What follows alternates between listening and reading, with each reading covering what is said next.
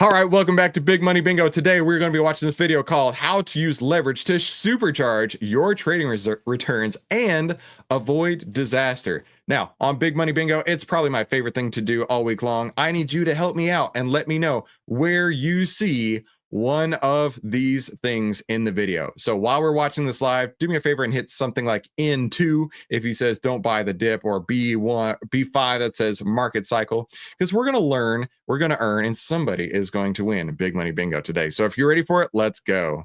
Most people believe leverage is dangerous, and they're right when it's used at the wrong time. But when used systematically and in the right environments, leverage can dramatically enhance returns whilst keeping risk under control. That's the central insight from Michael Gade's award-winning study, Leverage for the Long Run, a systematic approach to managing risk and magnifying returns in stocks. And today, we're covering the unbelievable findings from the study that will change your view on leverage. Let's dive in. By the way, I'm a huge fan of leverage. Huge fan of leverage, right? My return so far this year, I'm up 56%. And most of this time, I've been in cash, and then I took leveraged investments, which we showed right here on the channel, over and over when they came through. Only 15 of those this year. I'm up 56%. I just saw someone in the chat say they were up 191%. Theo is up 191%. You cannot do these things unless you are trading with leverage. Now, leverage cuts both ways, right? Leverage can absolutely hurt you if you do not know what you're doing. And I'm sure that that's what he's going to talk about in this video here. So I'm very excited to hear as we go along. And like I say, if you see something like Brandon said, he saw 05 in the chat. He saw mindset. He didn't say mindset, but that's all right. Keep going. Let me know what you see in the chat as we learn from this video. Michael Gade, a two-time Charles H. Dow Award winner, was the chief investment strategist at Pension Partners when he co-authored the paper with Charlie Bolello, director of research. The key idea of this research is simple but powerful. Leverage, when used systematically and in the right conditions, can not only boost returns but also reduce risk. The strategy works by applying leverage only when the market is favorable, specifically when the market is above its moving average. And hang on, moving average. I heard moving average. I know that's on here. Price over any moving average. We're going to go with that. I also heard something about reducing risk, so we're going to go with that. G5. Yes, I got the G5. I got the G5. Thank you. And so this is a key concept. We must look to reduce risk every single trade that we are on. Okay. Every trade. And with leverage, you can do that. I know it sounds crazy. How can you reduce risk with leverage? Well, let's learn. Pulling back during unfavorable periods. This combination creates a rotation model that improves both absolute and risk-adjusted returns over time. While my approach differs from the one outlined in the study, it also focuses on using indicators to identify periods of low volatility and high return potential. I use the 10/20 EMA crossover, an approach Oh, no way, I do too. I've covered in detail in another video, to avoid unfavorable market conditions. This rule helps me stay out during turbulent phases and get aggressive, even apply leverage when the odds are in my favor. Over the past 3 decades, this strategy has produced an average unleveraged return of over 20% per annum, significantly outperforming the S&P 500's historical average of around 8% per year.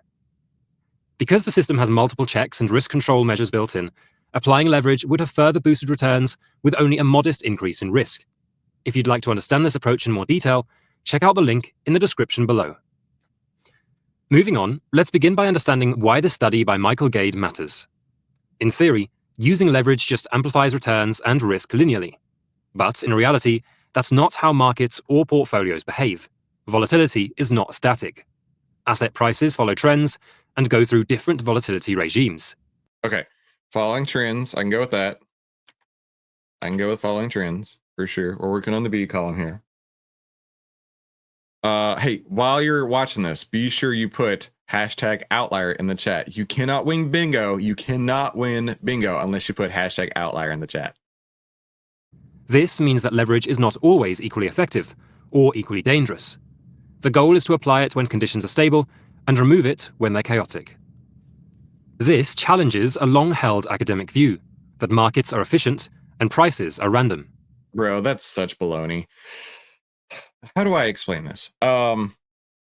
There used to be a channel that I learned to trade from ages ago. If you've been watching for a while, you've heard me draw. I don't like to call them out particularly because they've helped me out a lot of ways, but they also taught me a very, very, very bad way to trade for years. And I followed this. I just gave away money hand over fist year after year, thinking I was a genius. I had 84% win rates, but at the end of the year, every year, I had less money in my bank account.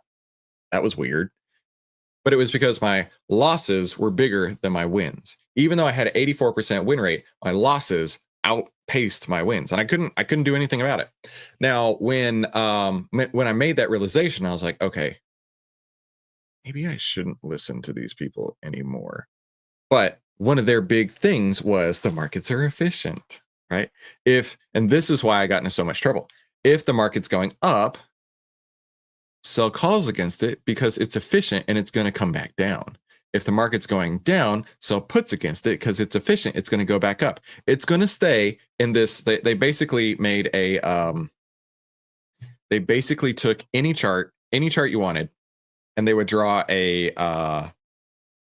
What is the word? They would draw a bell curve onto it, and they'd be like, okay, from this point, it can only move like this. It can only move like this. It'll only go in this direction, right? Well, we've seen time and time again all kinds of stocks that have done crazy things, right? We've seen like this one right here, HIMS, right? HIMS is a great example. HIMS is also going to get decimated this morning, down like 20 something percent. But to their brilliant logic, the efficient market theory says it can only move somewhere in this window. And then when it goes outside of this, it's like, oh no, that's an impossibility. That can't happen. Trends don't exist. I lost so much money thinking that was the case. Now, did it come back down? Yeah, for sure. But you could look at something like SoFi, which had a move like that and then didn't come back down, right? I mean, it did maybe months and months later.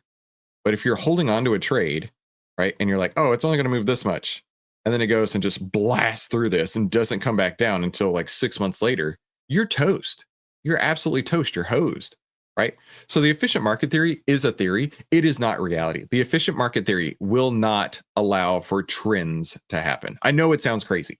It's not a random walk down Wall Street. It is trends one way or another. It is the market cycle. It is the market cycle, which I'm going to go ahead and give you that one because I said it. The market cycle is real. Hang on. There we go. The market cycle is real. And the efficient market theory is just a theory. Under these assumptions, timing leverage shouldn't matter, but Gade and Bolello argue otherwise. Their data shows that market conditions, particularly volatility and trend persistence, are critical in determining when leverage is useful or destructive. Most people view leverage as a short-term tool, useful for day traders or short-term ETF traders. But this paper proves that with a rules-based system, leverage can be used over long time horizons. However, there's a catch. Volatility destroys leveraged returns through a mathematical phenomenon called the constant leverage trap. This happens when you're forced to re-leverage daily in volatile markets. After a gain, you're increasing exposure from a higher base. After a loss, you're decreasing exposure from a lower base. Okay, I know where he's going with this. So there's things like a leveraged ETFs, which I don't use for this exact reason. Let's say that you had 1%, 2%, 3%. Actually, let's do it like this. So 1%, 2%, 3%, 4%, 5%. Now, let's say you had 5 days of the opposite, right? -1%, -2%, -3%, -4%, and then -5%. Okay. Let's say that you started at 100, right? We're starting here. And then you're like, oh, I'm going to buy this leveraged ETF. And so even though it is currently at, $100, we're going to say that's a 2x leveraged ETF. So this times 2. Okay. Hold on. This is going to rock your socks. This is going to rock your socks. Hold tight. And you're like, okay, cool.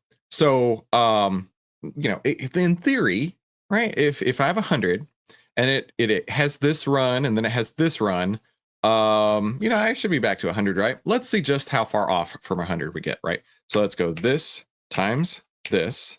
Let's lock the cell down. Oh, no. We don't want to lock the cell down. So, and then we need to say this plus the one before it. There, that should do it. 102, 106.8, 112. Let's make these dollars a little bit easier to read. And let's do that. Okay. So by the end of these 5 trades, we've taken our $100 up to $133. Pretty cool, right? Pretty cool, right? Let's see what happens next. Okay. Let's see what happens next. let's take these 5 trades. Okay, now we're down to 130, 125, 118, 108, 90. Wait a minute. Well, just hold on a second here. They had the same gains up and then the same gains down. How do I have less money? This is what we're talking about here, right? Every time a leveraged ETF, right, goes through this, or really any type of losses, they're just magnified in leveraged ETFs. Your losses are bigger than your wins. Your losses are going to be bigger than your wins. And because of this is why leveraged ETFs are dangerous. I do not trade. I did years ago, but I do not trade this now. This whipsawing erodes compounding power. So even if the market goes nowhere over a week, a leveraged position can underperform due to this path dependency. Right. Remember, we had 5% up and then 5% down. So in theory, this should net to 0. But in reality, we're actually losing money. Consider August 2011. Over 6 highly volatile trading days, the S&P 500 had a cumulative gain of 0.51%. But a 2x leveraged version of the index lost 0.14%, and the 3x version lost over 2%. That's the constant leverage trap in action. So when is leverage actually effective? The answer lies in environments with low volatility and trending performance, where gains come in streaks and not in erratic jumps.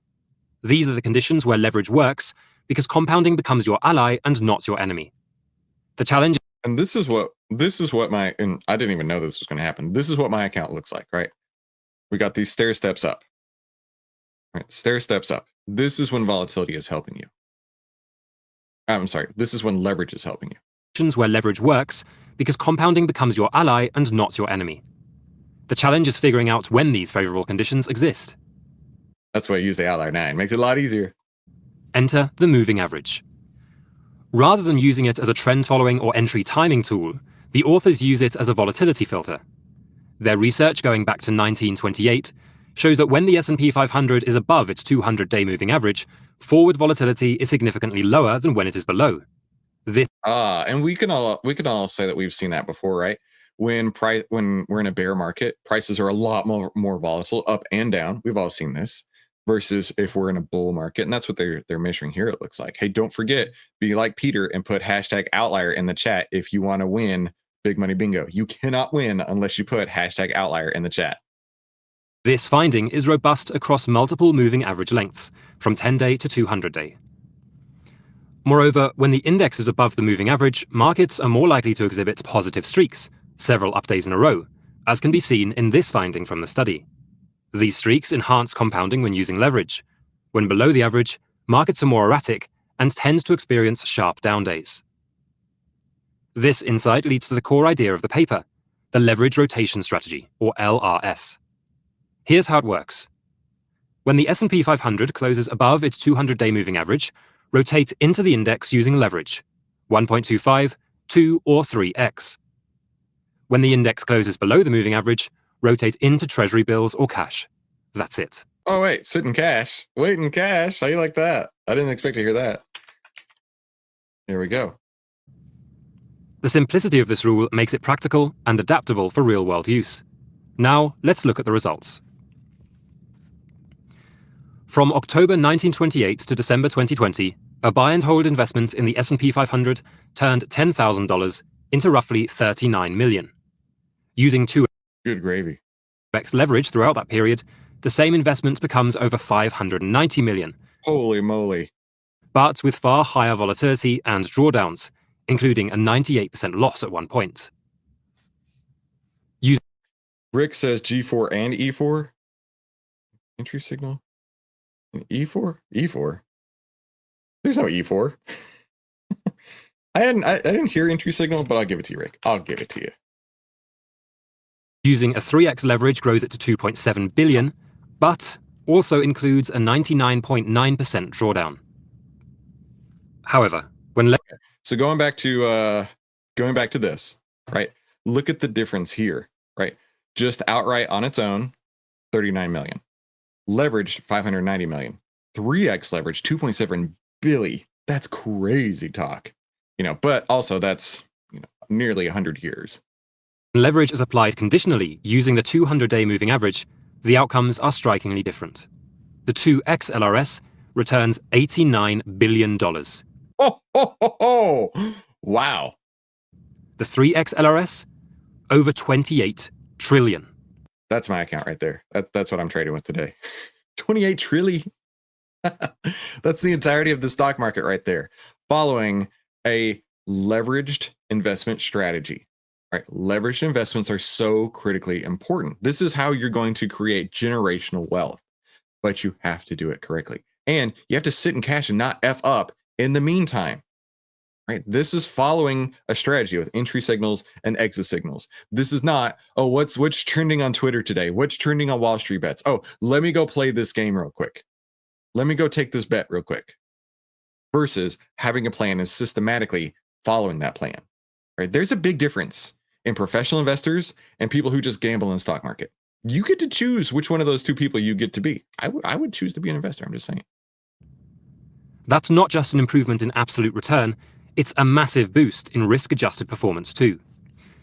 The Sharpe ratio, which is a measure of risk-adjusted return, and Sortino ratio, which is a measure of downside risk-adjusted return, are significantly higher under the leverage rotation strategy compared to constant leverage or unleveraged buy and hold. Maximum drawdowns are lower, and volatility is reduced. In fact, in all four of the worst bear markets in US history, 1929, 1973, 2000, and 2008, the LRS delivered dramatically smaller drawdowns than buy and hold. In the Great Depression, right. Remember, in these examples here, they're going to cash, or they're going to T-bills, or they're going to some sort of risk-off asset versus being in the market right here, right? The S&P fell 86%. The 3x LRS strategy dropped 49%. That's tough. That's really tough. I would bet you if you were going through this, you would. I can't imagine somebody going through a 49% drawdown and be like, oh man, I'm such a genius. This has worked so great. No, you're probably questioning everything at that point. You know, you've forgotten that the market's down nearly 90%, but you're still on the other end saying, oh man, I've done everything wrong. Can't believe I'm down this much. And then that is where people go really, really sideways. And when I mean sideways, I mean like off the rails.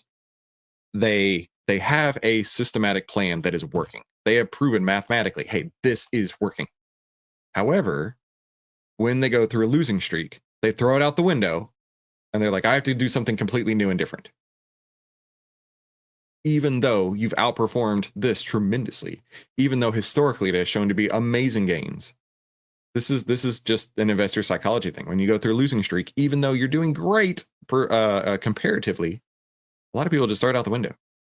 Kind of risk reduction allows investors to stay invested and recover faster. Recovery time is key. After the 1929 crash, it took a buy and hold investor until 1946 to break even. But under the LRS, a 2 times leveraged investor was back to new highs by 1936, 10 years earlier. This shows 10 years earlier. You know, when we talk about people who buy the stocks on the way down, let's go to something like AMD, right? If you buy AMD as it's crashing down, we don't know how long it's going to take to get back to here, right? Let's say you bought in December, only until June. So literally 7 months to get back to break even.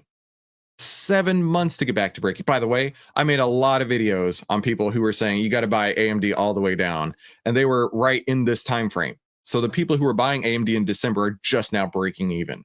You don't have to do that, right? You can be in profit as fast as you possibly can. In fact, the faster you get to profit, the faster you know if you're going to be right or wrong. And it's okay, right? It is totally okay to take a loss, but it's not okay to have to take an investment where you're sitting for 7 months because it's finally now doing great. 7 months to get back to that point. That's no fun at all. Shows how volatility management, enabled by moving averages, makes leverage sustainable. Now let's explore some mechanics and implementation. First, the strategy requires relatively few trades. The 200-day version averages about 5 rotations per year. That keeps transaction costs. This is such a critical, important point too, right? You don't have to be busy making trades all the time. You really don't. If you have a plan and you know what you're looking for, you can sit in cash and not F up for weeks at a time and still have tremendous results. There's no sense in trying to trade constantly. There's no sense in battling yourself battling the market, battling everything else when you don't have a setup there. So taking less trades is what I do. And that's why I've only put on 15 trades this year. I think, honestly, that's my opinion. I think it's the best way to go. Costs low and makes execution manageable, even for retail investors. Secondly, the strategy assumes a 1% annual cost for leverage, which is comparable to what many leveraged ETFs charge today. Speaking of ETFs, modern execution is easier than ever. Products like SSO, 2x, and UPRO at 3x can replicate the strategy without needing to manually re-leverage daily. While leveraged ETFs don't perfectly track the index due to expense drag and slippage, they will approximate the core effect, and Gaid's paper shows that the results remain strong even with these imperfections. In addition, the authors highlight that moving averages can help avoid tail risk, those rare extreme down days that Yep, we've shown this before, how just following the 10 EMA, just following the 20 EMA will get you out of the way before these big moves happen. Not saying they can't happen, but they get you out of the way before the worst of it happens. It's just math. wreak havoc on portfolios. As can be seen in this chart, historically, the worst 1% of trading days occurred predominantly when the market was already below its moving average. For example, That's what I just said. October the 19th, 1987, and October 28th, 1929. We did this 1987 one the other day, and I'm curious to see what he says. But it was below its 10. The S&P 500 was below the 10 EMA. It was also below the 20 EMA on price before the big 1987 crash. Right, so you had warning. Same with COVID. Same with 2008. Like, you can go back through history. Before the giant scary sell-offs happen, you get advanced warning.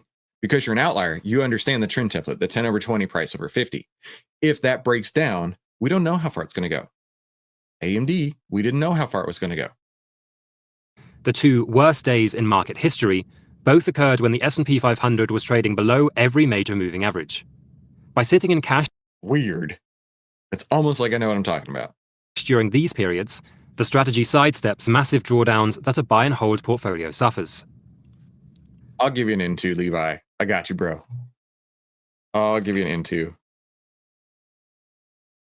It's also important to understand that the moving average isn't perfect. It can underperform during persistent bull markets. The study showed that a simple 200-day moving average strategy, where one buys the S&P 500 above its MA and rotates into treasury bills below it, underperformed a buy and hold approach during powerful historical bull markets, such as those from 1990 to 1998, 2002 to 2007, and 2009 to 2018. But what the strategy fails to achieve in bull markets is more than made up by reduced losses during bad times, which improves long-term survivability and compounding. Another key takeaway is that the strategy doesn't rely on optimized parameters. The results are consistent across different moving average lengths: 10-day, 50-day, 100-day, and 200-day. The effect is robust across timeframes and market cycles. This consistency makes the strategy practical and repeatable. Importantly, Like having consistency and discipline? Like having consistency and discipline? this strategy aligns with real human behavior. Most people cannot hold through a 50% drawdown, let alone a 90% one. Even if they intellectually understand the math of compounding, emotionally they abandon the strategy. That's why most retail investors underperform the market. They capitulate during crashes. By reducing drawdowns and smoothing the ride, the LRS increases the odds that investors will stick with it. And that, more than anything, determines long-term success. Finally, the strategy disproves a long-standing belief in finance, that higher returns always require higher risk. By combining leverage with volatility filters, the leverage rotation strategy breaks that rule. It shows that smarter exposure, and not just bigger exposure, is what really drives outperformance. This has broader implications. If volatility can be observed and filtered systematically, then leverage doesn't have to be feared. It can be a powerful tool. Absolutely. I'm a huge believer in leverage right here. But you know what I'm also a believer in? Let's see. Let's make a winner on here. Let's make a winner on here. How about you have to let your winners run. I mean, there's no possible way that you can be a big winner unless you let your winners run. So I'm gonna give you that one. What else should I give you guys? Let's see. You got to have momentum. You must have momentum in order to be successful in these trades, right? And then, I mean, it's only going to work if you have set a stop loss. So if you don't set a stop loss, then you're going to get absolutely hosed. And look at that. We got a bingo. We got a bingo. Can you believe it? We actually came up with a bingo. Somebody's about to win a $10 Amazon gift card courtesy of Outlier. But real quick, let me introduce myself. My name is Christopher Ewell. I've twice been awarded top 100 people in finance. I was mentored by 5 of the market wizards, but I have no idea how to run a PowerPoint show. There we go. I was mentored by 5 of the market wizards, the best traders of all time. I've been successfully trading since 2009, and this is where outliers like us save time, make money, and start winning with less risk together as a team. Now, go ahead and subscribe if you haven't already, because we give away money all the time on this channel, and we give away free alpha. We give you away all of these amazing trades. Oh, look at that. Scrooge McDuck, my background. Let's do this. If you have not typed hashtag outlier in the chat, you're not going to win. But somebody is about to win a $10 Amazon gift card. I'm going to give you 5 seconds before we hit the draw button in 5, 4, 3, 2, 1. Okay, here we go. Let's see who the winner is going to be for bingo. It is Steven. Congratulations, Steven. Steven, do us a favor. B-A-U-E-R. Steven, do us a favor. Send us an email over at support@outlier.com. Let us know that you were the winner, and we will send you that $10 Amazon gift card. Hey, did y'all have fun today? Let me know if you had fun, and if you did have fun, the way that you can pay me back is by telling everybody you know about Outlier. Have a fantastic day, and I will see you this afternoon. Talk soon.